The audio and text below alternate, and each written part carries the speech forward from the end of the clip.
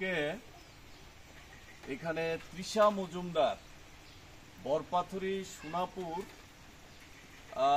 Class 12 স্কুলের ছাত্রী, দশম শ্রেণীর ছাত্রী। সে মান্থলি পরীক্ষায় একটা নাম্বার নিয়ে তার যে ক্লাসের ম্যাডাম, এই ম্যাডামের সঙ্গে কথা বলতে গেছে। বরাবরই তৃষা ছিল ব্রিলিয়ান্ট স্টুডেন্ট। সে এবারও ক্লাস 9 থেকে যখন 10-এ উঠে সে ফার্স্ট হয়েছে। সেই ধরনের ছাত্রী হচ্ছে এই তৃষা মজুমদার। বায়োলজি সাবজেক্টে 1 নম্বর কম দিয়েছে, এটাই জানতে গিয়েছিল দিদিমণির কাছে। কিন্তু তাকে তার সঠিক নম্বর না দিয়ে তার বিরুদ্ধে অভিযোগ তোলা হলো। সে পরে এটা লিখে নিয়ে এসেছে।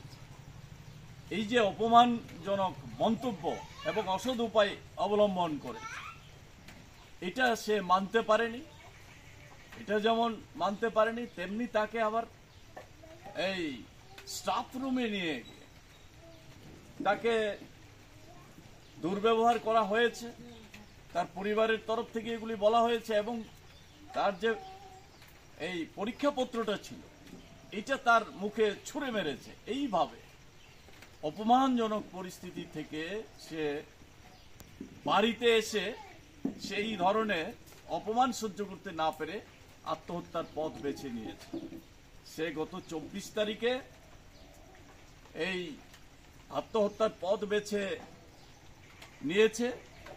আশপাশের লোকেরা সবাই মিলে তাকে হাসপাতাল নিয়ে গেছে, বরপাথুরি থেকে শান্তিবাজার।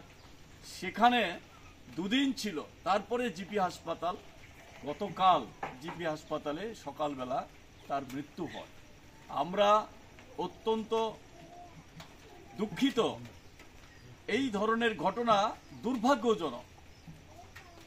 অত্যন্ত গরিব পরিবার, কৃষি শ্রমিক, বর্গা চাষি, এই সমর মজুমদারের এই 3 সন্তানের মধ্যে এই তৃষাই ছিল বড় মেয়ে। তার মৃত্যু হয়েছে। আমরা গভীরভাবে শোক প্রকাশ করছি।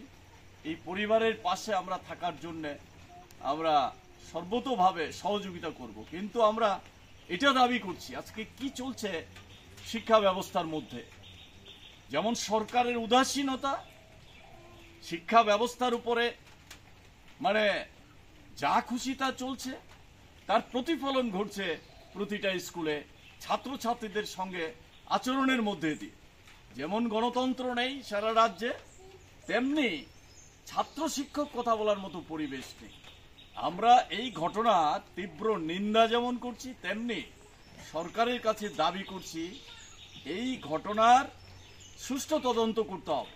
কেন এই ঘটনা ঘটল, এই ঘটনা তদন্ত করে তার বিরুদ্ধে ব্যবস্থা নেওয়া দরকার এবং এই ধরনের ঘটনা যাতে ভবিষ্যতে আর কোনোদিন না ঘটে, কোনো ছাত্রছাত্রীদের সঙ্গে না ঘটে, সেই দাবিও আমরা করছি। একই কথা তার পরিবারের মা বাবা উভয়ই বলছে। তো আমরা এই ঘটনার জন্য দুঃখ প্রকাশ করছি।